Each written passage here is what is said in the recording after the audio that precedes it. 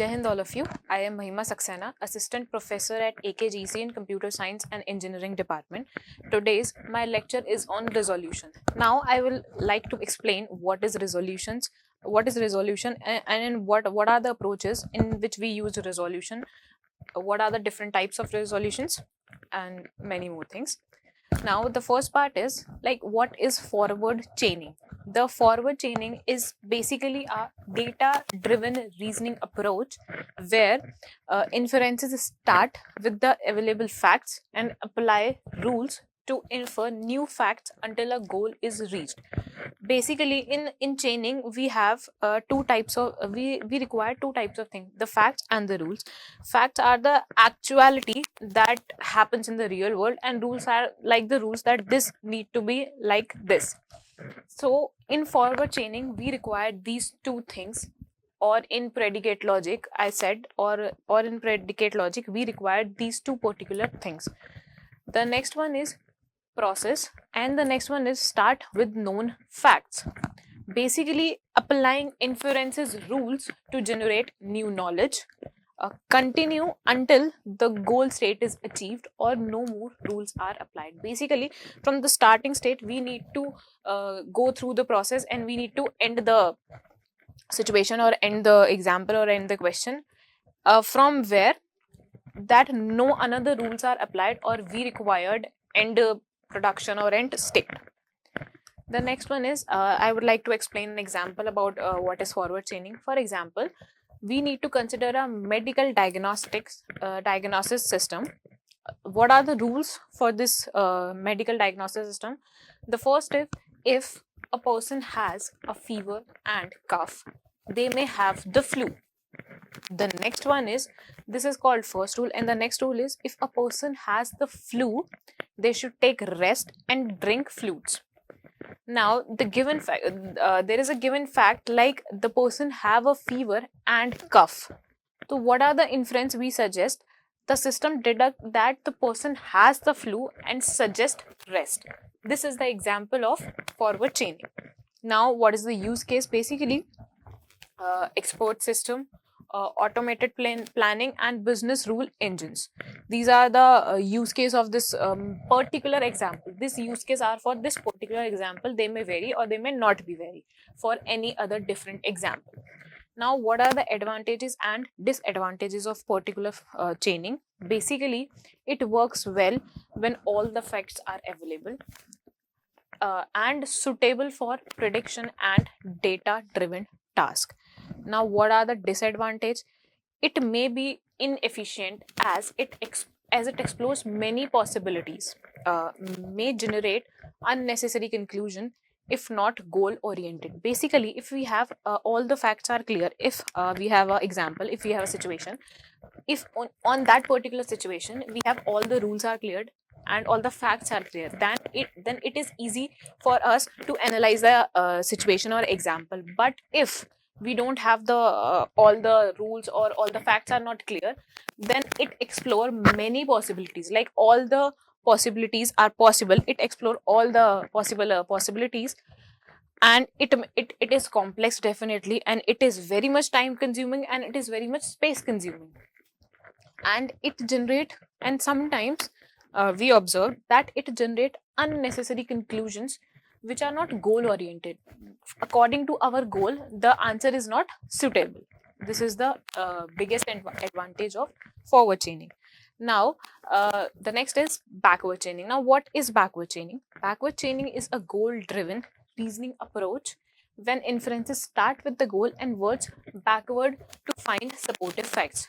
In forward chaining, if I compare both the chainings, forward chaining and backward chaining, in forward chaining we start from the facts and move towards the goal. But in backward chaining we start backward, we start from the goal and backwards towards the fact, like from the starting fact. What is the starting fact that this goal will be was arrived on? This is the process of backward chaining. Now the process will be start with the goal which need to be proven. This is the most important part. Like if we have a goal, that goal is need to be proven, then we will move backward, then forward chaining is applied. Otherwise no forward chaining is possible in the in that particular situation or in that particular scenario. Next is check if the goal matches existing facts. If not, find the rules that lead to the goal and check their conditions. Repeat until fact supports the goal or all possibilities are evaluated. Okay. The next one is an example. Same example I'm using, the example which I used for forward chaining. Now the example used for medical diagnosis system for backward chaining. The first goal is, does the patient have the flu? We need to check. First of all, we need to check what are the symptoms. Fever and cough present. Fact कहता है the patient has a fever and cough. Inferences say the system confirms the flu diagnosis. Now, what are the use cases? The first use case is diagnostic system. The next one is debugging and troubleshooting, and the third one is logical programming, prologue. The facts and rules are implemented on a particular tool called prologue. Prologue is a tool which we used for implementing facts, rules, prologues. These are the operators which are present, like OR operators, negotiation. In a normal language, we use these operators, but in different language, in Prolog, the representation of this language is quite different. Yeah. And now, what are the key difference of forward chaining and backward chaining? The first one is feature forward chaining. The next one is this is shown in the table. Features. What are the features? Forward chaining and backward chaining. The first one is reasoning type. Data driven. Forward chaining is basically data driven and backward chaining is goal driven. The next one is direction, from fact to goal. In forward chaining we move from facts towards goal, but in backward chaining we move from goals towards fact. The next one is best for predictive task.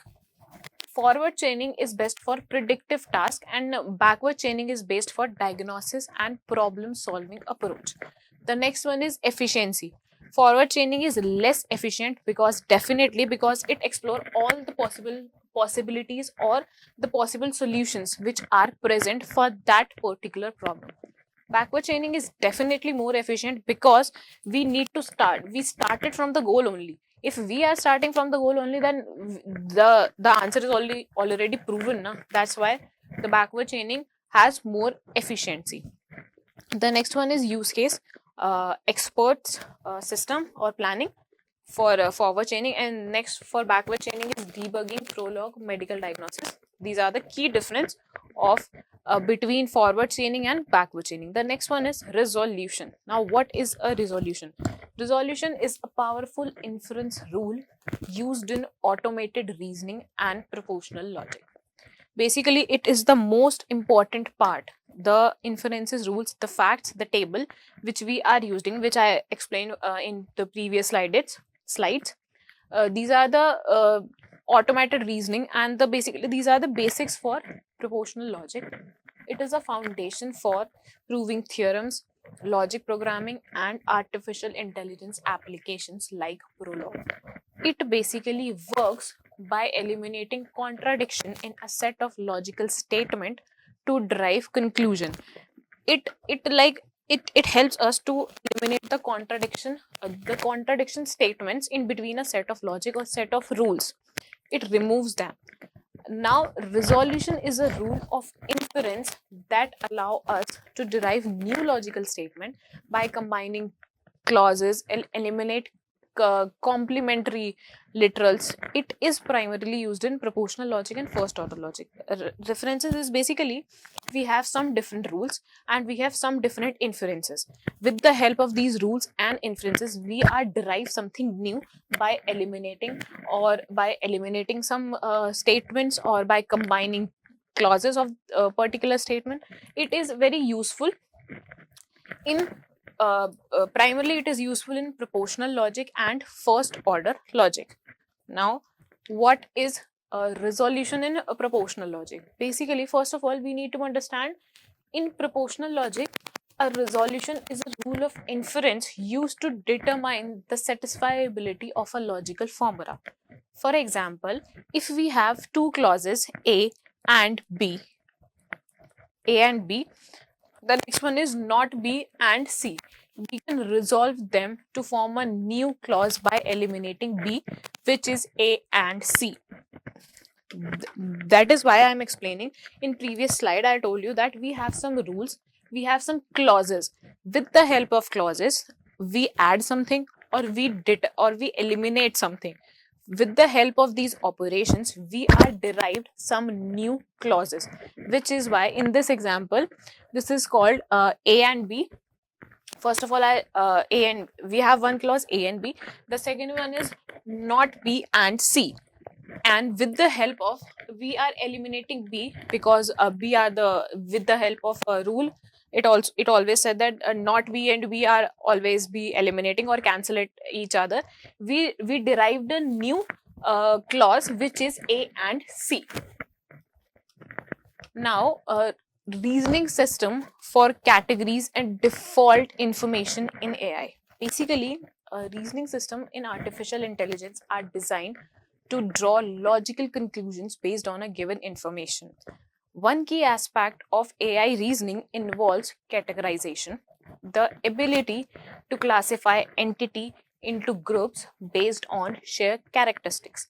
Additionally, AI system uh, often need to reason with default information, which allows for the intelligent decision making in case of incomplete or uncertain data. For example, information is the most important part in AI world, in artificial intelligence world. If we have if we have some kind of information, suppose we have some kind of data, and that data is not structured, or that data is not well distributed or not in a well mannered, that basically it is not useful for me. If that data is not useful for me, then this data is completely waste for me.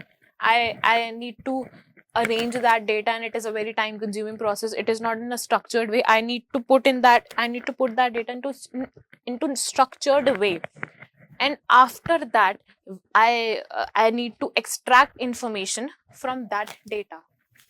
With the help, if in this reasoning, if data is not structured, then it is very time consuming to collect data from different patterns, or collect data from, or structured in that particular format, which is not good for us.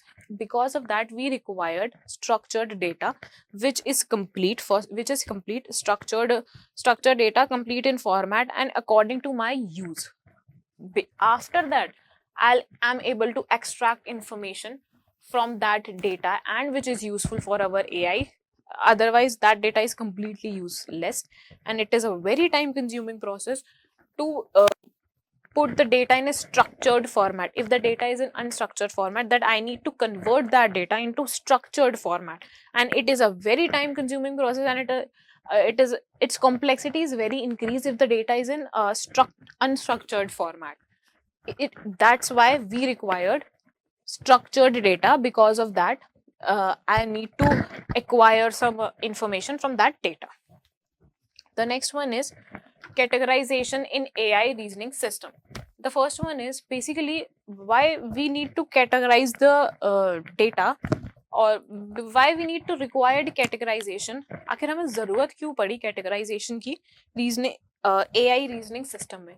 Then I'll explain why. Because categorization is an essential for structuring knowledge and making sense of new data. AI reasoning system employ different methods for category-based reasoning, including taxonomic reasoning, prototype theory, exemplar-based reasoning, description logics. These are the part of categorization in AI reasoning system. So first of all, categorization is an essential part for structuring knowledge and making sense of new data. AI reasoning system employs different methods for category based reasoning. Basically if I am talking about categorization, what is categorization? Categorization is a, like I have a data of students. I have data of student, and students are studying two subjects. Like some students, four subjects. The first group of students are the data is in not structured format.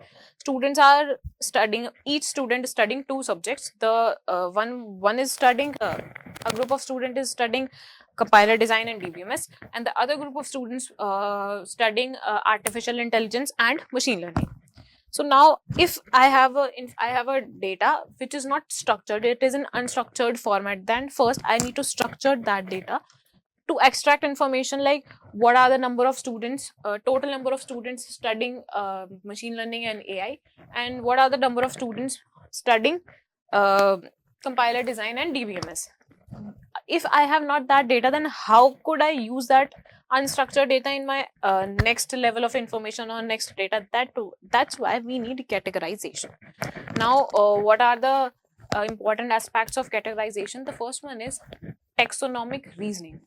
AI systems use predefined hierarchies. Example, animals to mammal or mammals to dog to infer relationship. Basically, it draws a flow chart, or it explains the hierarchy of like if we started from animals to mammals, and mammals to dog. This is the hierarchy of proper animals. This is the hierarchy of animals. Now, what is the prototype theory? Prototype theory is basically categories are formed around typical members. For example, uh, a robin is a more typical bird than a penguin. Like we categorize robin different, a typical bird, then penguin. According to ourselves, penguin is like a decent bird, or it's a good bird, or but robin is a typical, a complicated bird. So this is we are categorizing, we are prototyping the two different birds. Now the exemplar based reasoning, a reason based on stored example rather than abstract rules. The next one is description logic. Definitely you will understand what is description logic from the word. Formal logic based representations are used in ontologies such as the semantic web. For example, OWL, a web ontology language. This is the description logic we are using. The next one is default reasoning in AI. In the real world, if I am talking about in real world, AI system often deals with incomplete information. Default reasoning enable the system to make plausible assumptions in the absence of complete data.